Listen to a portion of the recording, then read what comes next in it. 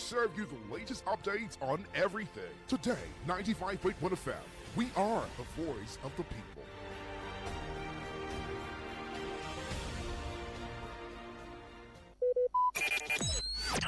Talk radio. I listen to a lot of talk radio. 95.1 FM.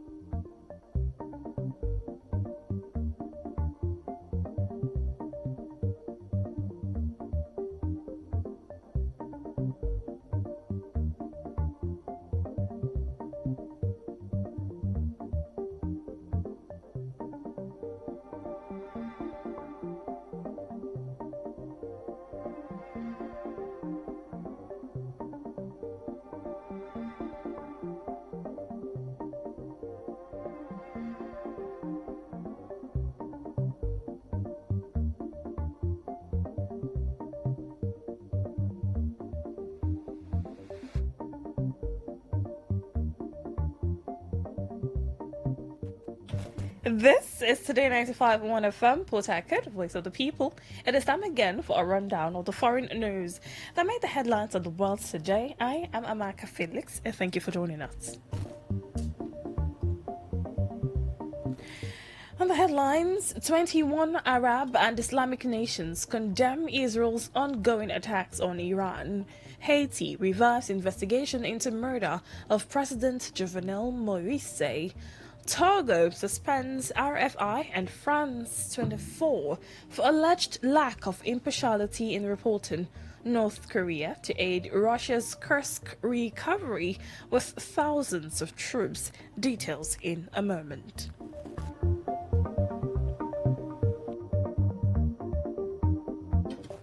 The United Nations High Commissioner for Human Rights, Volker Turk, has warned that the situation in the Democratic Republic of Congo is now even more serious and alarming.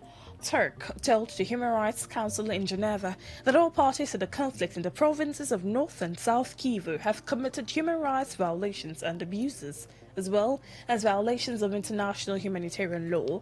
These are the preliminary conclusions of the Human Rights Office's fact-finding mission setup at the Council's request 4 months ago, and which focused on the period since January 2025. The Rwandan-backed M23 used heavy weapons during its offensive in Goma in January, hitting densely populated neighborhoods and camps for displaced people. Report shows that when the DRC's armed forces withdrew, there was a complete breakdown in the chain of command, control, and military discipline. Catholics from Goma and relatives of a Congolese customs worker have watched with pride the beatification of their compatriot by Pope Leo at the Vatican in Rome. Floribert Cossiti was kidnapped and killed in 2007 after he refused to accept a bribe and allow rancid rice from Rwanda to be transported across the border. His relative, Justin Kavuru, who watched the televised event at home, said his beatification sent a strong message about justice, honesty, and integrity. As an official with the Congolese government's Customs Quality Control Office, the 26-year-old knew the risks of resisting bribes offered to public officials. But he also knew the risks of allowing the spoiled food to be distributed to the most desperate. A court in Mali has placed Barrick Mining's Lolo Gunkonto gold mining complex under provisional administration for 6 months. The move hands control of Canada's biggest operation to state-appointed management and is seen as a major escalation in an ongoing dispute between the company and Mali's military rulers. Barrick Gold has been in conflict with the administration over alleged unpaid taxes and unfair contracts with past governments. This decision came after Mali closed Barrick's offices in the capital Bamako and warned it would take control of the mine, which has been shuttered owing to the months-long dispute. The dispute culminated in an arrest warrant in December 2024 for Barrick CEO Mark Bristow and the company's offer to pay $370 million to the government. A government agency in the West African nation said that Togo has suspended broadcasts by two French state-owned networks for 3 months for an alleged lack of impartiality in their reporting. The networks suspended are Radio France Internationale, RFI, and France 24. According to a statement from the High Authority for Audio-Visual Communication, this measure follows repeated fallings already reported and formally recalled in matters of impartiality, rigor, and fact-checking. The agency did not provide any details on what reporting by the French networks led to the decision. The move to censor foreign media outlets comes as President Faure Gnassingbé faces increasing pressure from critiques over recent changes in the constitution that could effectively keep him in power indefinitely.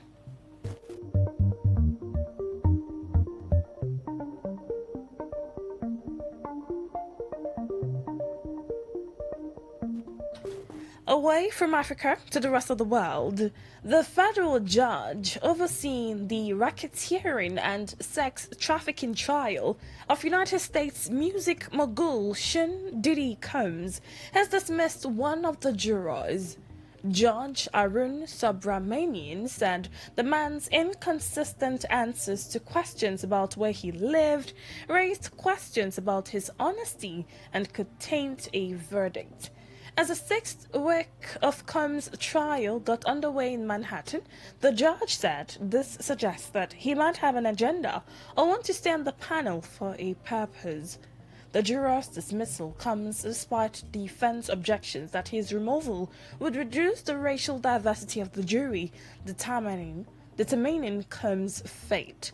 The jury is anonymous, which is common for high-profile trials where jurors could face threats or harassment if their identities were known. A joint statement released by the foreign ministers of 21 Arab and Islamic countries condemned the ongoing Israeli military aggression against Iran, which has been escalating tensions in the Middle East. The statement was issued by the foreign ministers of Algeria, Bahrain, Brunei, Darussalam, Chad, Comoros, Djibouti, Egypt, Gambia, Iraq, Jordan, Kuwait, Libya, Mauritania, Pakistan, Qatar, Saudi Arabia, Somalia, Sudan, Turkey, Oman, and the United Arab Emirates.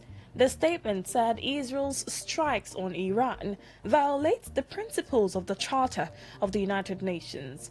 It also emphasized the necessity of respecting the sovereignty and territorial integrity of states and adhering to the principles of good neighborliness and the peaceful settlement of disputes.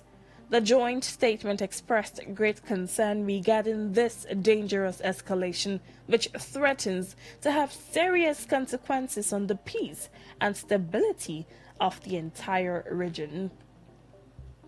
Iran and Israel have exchanged airstrikes for a fifth day in a row, with the mutual attacks resulting in dozens of casualties in both countries.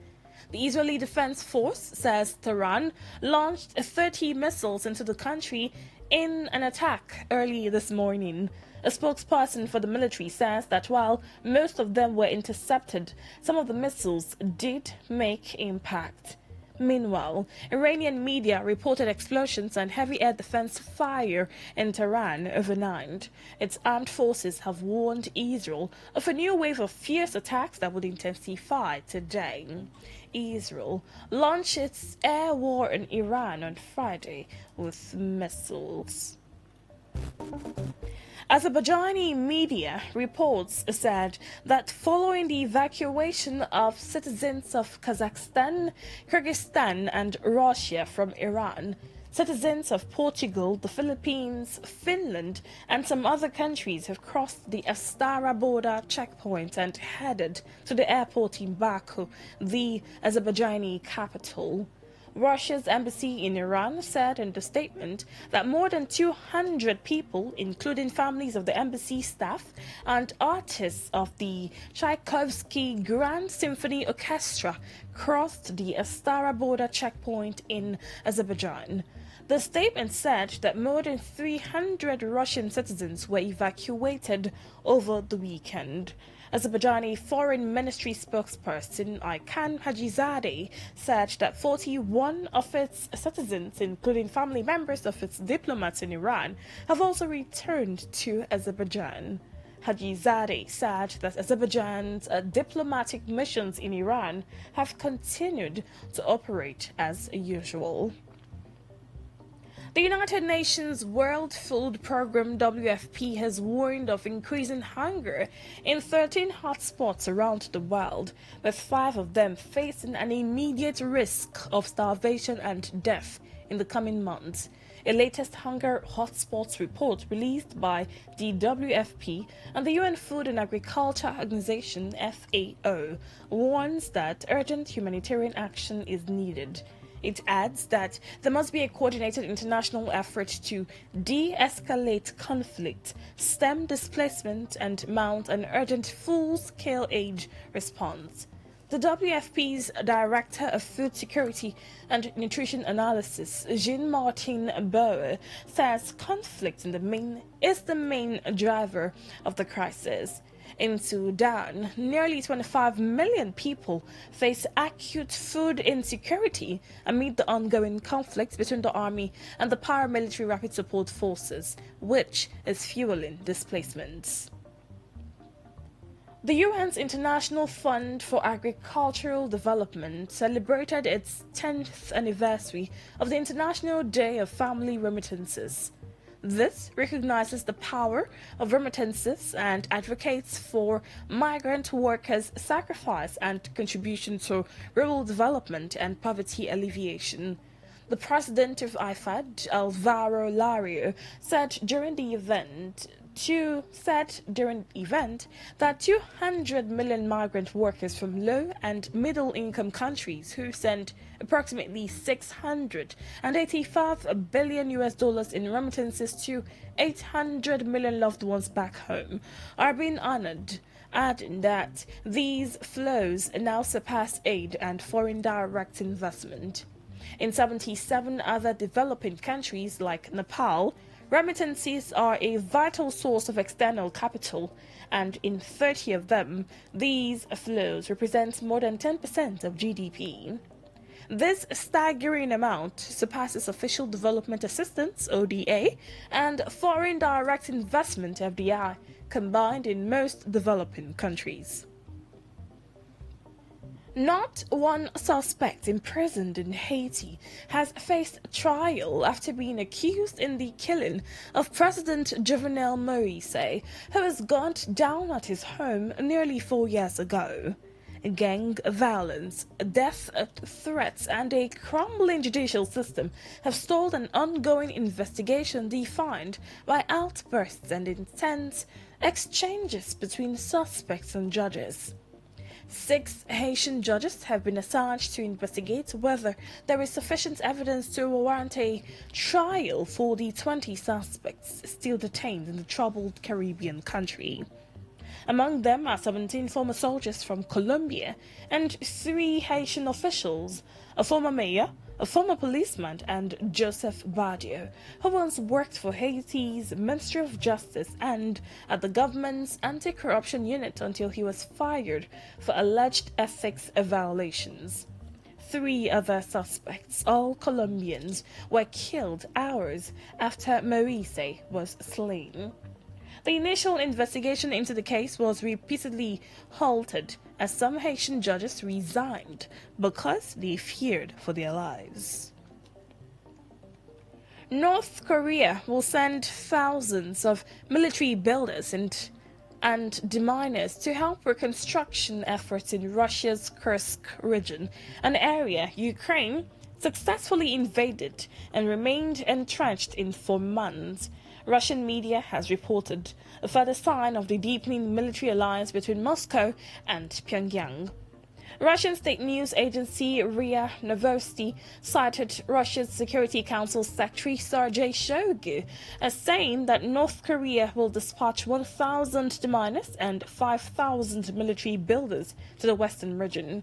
Shoigu made the comment during his visit to Pyongyang for a meeting with North Korean leader Kim Jong-un. North Korean state media did not immediately confirm Shoigu's visit, the second in less than 2 weeks.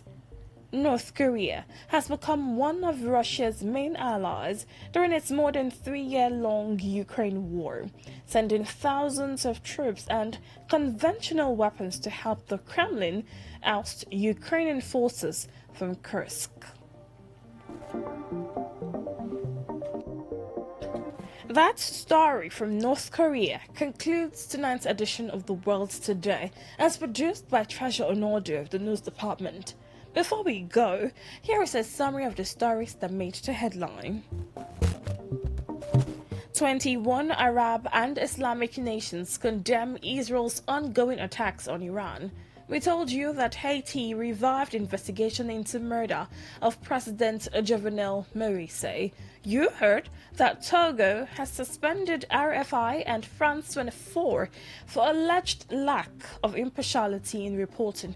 And finally, North Korea is to aid Russia's Kursk recovery with thousands of troops. Till same time tomorrow, do have a lovely evening and thank you for listening.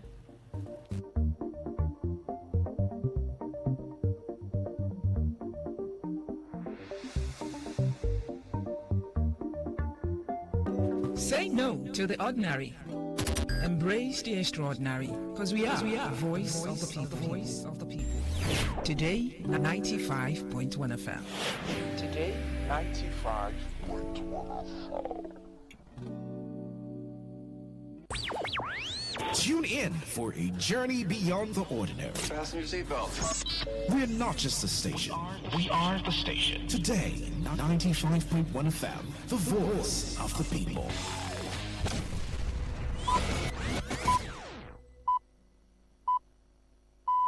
BBC World Service, I'm Audrey Brown in London with Focus on Africa. In Zambia, weeks of disagreement between the current president and the family of recently deceased former President Edgar Lungu over funeral arrangements seems to be over. In accordance with the family's wishes, a state funeral shall be presided over by the President of the Republic of Zambia, Mr. Hakainde Hichilema, culminating in the former president's burial on Monday, 23rd June. A petition to ban pit bull dogs in Zimbabwe after someone was mauled to death is gathering pace. And a final goodbye to Koyo Kuo, the Cameroonian curator who brought African art to the world stage. There was a lot of crying, but a lot of laughter and joy and dancing at the end. So, befitting celebration of the life of a great cultural figure. That's all on the BBC. Tonight in Focus. First the news. This is Danielle Yawowiecka with the BBC News. Hello. Dozens of Palestinians have been killed in Gaza in yet another deadly incident surrounding aid distribution. Witnesses and rescuers said Israeli forces killed more than 51 people as they waited for flour near a World Food Programme site in Khan Yunis. The IDF has acknowledged it fired when a crowd approached near an aid truck that had got stuck. Rushdie Abu Alouf is following events. They gathered overnight thousands of people to a warehouse where the trucks were loaded flour and other items. They were trying to get some food for their families, and suddenly 2 drone strikes in the area and 1 tank shell, according to local journalists and witnesses in Khan Yunis. It's the second biggest city in Gaza, and the place itself is about 400-500 meters away from active Israeli military operation. President Trump says he wants a real end to the fighting between Israel and Iran, not just a ceasefire. He was speaking as he returned early from the G7 summit in Canada because of the Middle East crisis. Anthony Zerka is travelling with the president. He said he's not in the mood to negotiate. It's almost like he wants to accept the terms of Iran's surrender and have a deal at the end. But it doesn't look like, at least from the mood he had there, that he was a president grappling with whether to put American soldiers in harm's way. There is a feeling that he's still open to some sort of discussions with Iran. He still seems to want to have some sort of a resolution, and he feels that America can play a part in that. Meanwhile, Israel says it has killed a senior Iranian commander, Ali Shadmani, in a strike on central Tehran. He was only promoted last week after Israel assassinated his predecessor.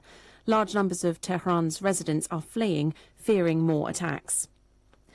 Unidentified men armed with whips and clubs have attacked protesters in the Kenyan capital Nairobi during a demonstration against the death in custody of an activist. Videos show the men seemingly working with police who fired tear gas. Anne Soy reports. The clashes came as dozens of protesters gathered to call for the sacking of the deputy chief of police. He made a complaint against a young teacher who was then arrested and later died in custody. An autopsy revealed that the teacher had been tortured. The death of the teacher in police hands over a post on social media has sparked outrage. The protesters plan to build up momentum to what they call a total shutdown of business next Wednesday. The Ukrainian Prime Minister has called on the world to force Russia to stop killing Ukrainians and destroying its cities after the latest bombardment. Denis Mihal visited the site of the deadliest overnight strike, which wrecked a residential block in Kyiv. The city's mayor says 10 people are confirmed to have died. World News from the BBC. 5 days after the devastating plane crash in Ahmedabad, India's aviation safety watchdog has asked Air India for the training records of the pilots who were among the many fatalities. It also wants details of the flight's dispatcher, a member of ground staff. The Indian government has already said that the pilot and co-pilot had more than 9,000 hours of flying between them. A Swedish court has convicted 10 people of illegally disposing of toxic waste in what's been described as the country's biggest environmental trial. The 5 central figures in the case, who worked for a waste management company, were handed prison sentences of between 2 and 6 years. The company dumped or buried 200,000 tonnes of waste over a 5-year period. Niklas Schulekvist was the senior judge in the case. Det finns en mängd olika brister med avfallshanteringen. There were a number of serious shortcomings. Toxic waste was handled in a careless way, which led to dangerous materials leaking out. These include mercury, arsenic, chromium, copper, zinc and various heavy metals, PCBs and other substances that are toxic for humans. Archaeologists in Denmark say they've made some spectacular finds at a Viking-age burial site discovered near the city of Aarhus. The site, which they believe dates back more than 1,000 years, has 30 pagan graves. In them were found coins, ceramics and a rare casket containing pearls, gold thread and human remains, probably of an important woman. The archaeologists think the site could be linked to a noble family. The great pianist Alfred Brendel has died. He was 94. His family said he died peacefully at his home in London.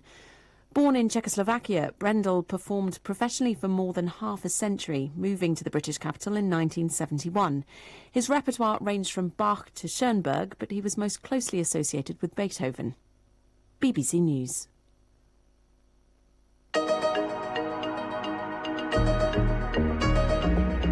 Hello, I'm Audrey Brown, and today in Focus on Africa, in the wake of the very public disagreement over funeral arrangements for the late Zambian President Edgar Chagwa Lungu, we're wondering why so few countries on the continent have legislation to guide proceedings.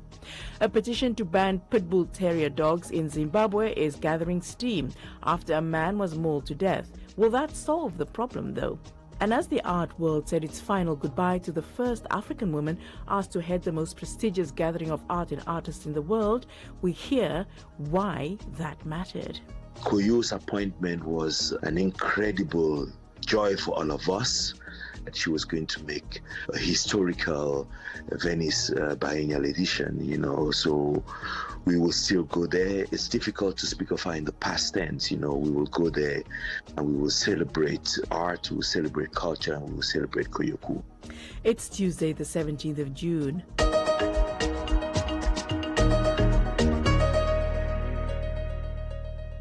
First, we go to Lusaka.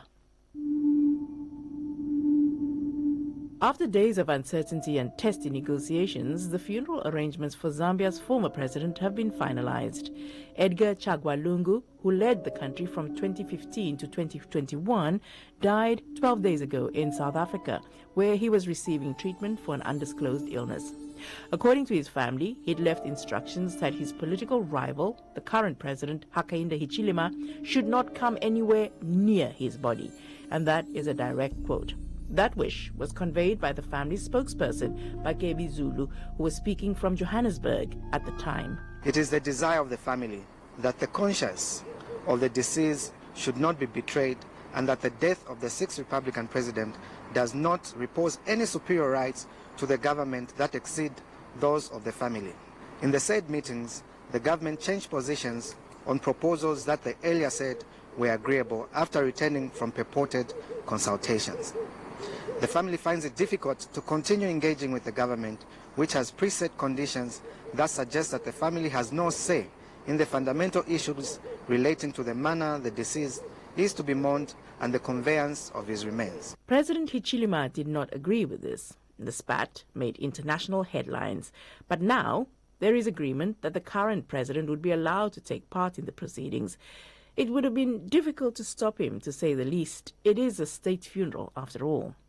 The secretary to the cabinet, Patrick Kangwa, made the announcement on Zambian TV. Now, in accordance with the family's wishes and the dignity befitting the service of the sixth president to our nation, a state funeral shall be held and shall be presided over by the President of the Republic of Zambia, Mr. Hakainde Hichilema, culminating in the former president's burial on Monday, 23rd June 2025.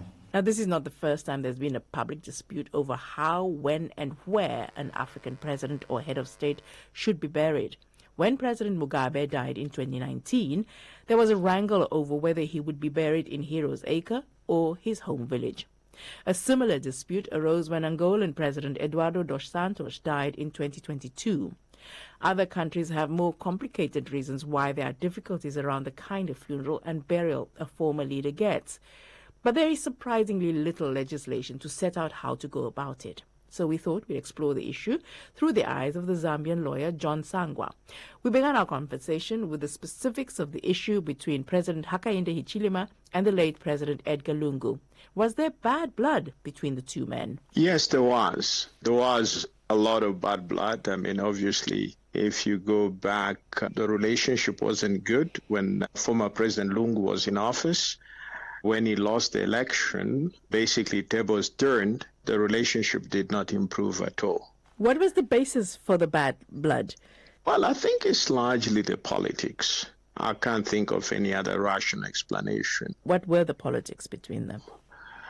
Well, remember, Hichilema was in opposition for many years. One of the issues he took, there were several issues. For instance, Hichilema believes that he actually won the 2016 election and that the election was stolen from him. And also during the time when he was in opposition, he felt that Lungu did not treat him well. And in particular, I don't think I'd ever forgive President Lungu for having arrested him and charged him for treason. And he was kept in jail for, I think, a couple of months. And obviously there were a few other differences. Bottom line is they never got along. So the upshot of that was that former President Lungu said that he did not want President Hichilema near his body at his funeral. That's quite a strong statement to make, and a lot of people, I imagine, were quite shocked about it. How did people react? Well, I don't think other people were surprised because, I mean, we tend to respect the wishes of the dead. That is one thing that is quite taken seriously in this country. And people are not surprised by that because the argument is that if in life we never got along, then why should it be different when one is dead? I think that is likely the reasoning behind it. You say that people respect the wishes of the dead, and that is true. But also, I speak as an African myself, it is surprising if somebody says, you must not come to my funeral, because nobody gets invited to a funeral. People show up at a funeral because there's a funeral for whatever reason. So what was the reaction of President Hichilema to the news that this is what President Edgar Lungu had said? Well, the indications are that he couldn't just accept that. And I guess that is what prompted the negotiations between his administration and the family. And the outcome of that is that there is a compromise where I think it has been accepted that you take part in whatever arrangements that have been made in his capacity as head of state. Indeed, because actually that's the real complication, isn't it? This is a state funeral. You cannot have a state funeral without the head of state actually being actively involved. You have a problem.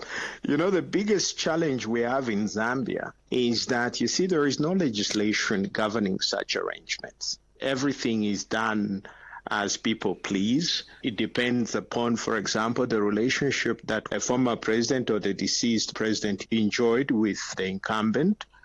And that appears to be the biggest problem. So whatever benefits or privileges that are extended are largely viewed as favors that the incumbent president extends to the family of the deceased president. So it becomes very difficult in the absence of express legal provisions to determine what should happen. That is actually where the biggest problem lies. And this is not the first time that we have had this kind of problems. We had similar challenges when the first president, Kenneth Kaunda, died. And the family, I think this was during the reign of President Lungu, and the family was divided. The family came forward and stated that the wishes of the first president was that he should be buried next to his wife. And the government overruled that, and they said, well, you'll be buried at a designated place for where other former presidents are buried.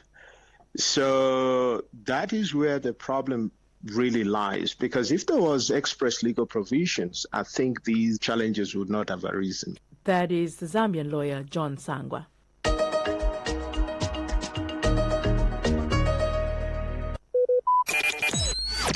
Talk radio. I listen to a lot of talk radio. 95.1 FM. Radio has never been this good. Today, 95.1 FM, Port Harcourt. This is Today 95.1 FM, Port Harcourt, voice of the people. Port Harcourt, are you ready? Today, 95.1 FM, the voice of the people.